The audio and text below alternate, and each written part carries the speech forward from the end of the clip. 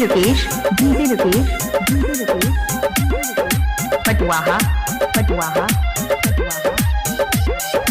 High heels जब पिन्हेलू सारा district हिलेला, राह चलत ओढ़निया से ब्यूटी तोहर खिलेला। राह चलत ओढ़निया से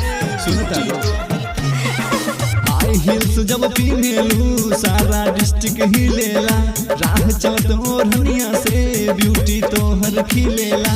चमकेला चानी लेखा तोहरो जवानी बुढ़बो के मनसन कइबो का, चमकेला चानी लेखा तोहरो जवानी बुढ़बो के मनसन कइबो का। डीजे रुकेश बुढ़बो के मनसन कइबो का। पटवाहा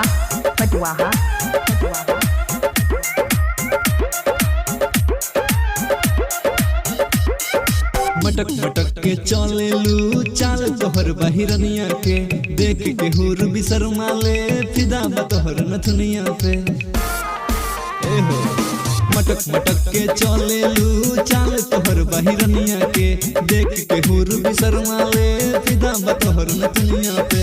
मीठी मुस्कान तोहर दिल के फीलिंग जगैले बा।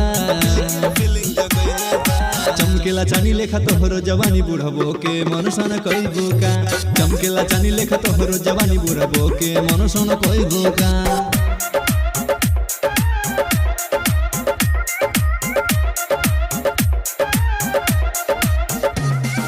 डीजे रुकेश पटवाहा रूप के कितना करी हम रानी तोहर बड़ाई हो गईले मतवाला रोशन बन के तोहर परछाई हो।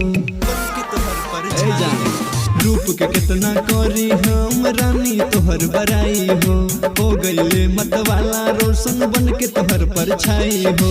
राइटर कुंदन भाव नदी पे रिंच के लबर बनैबू का।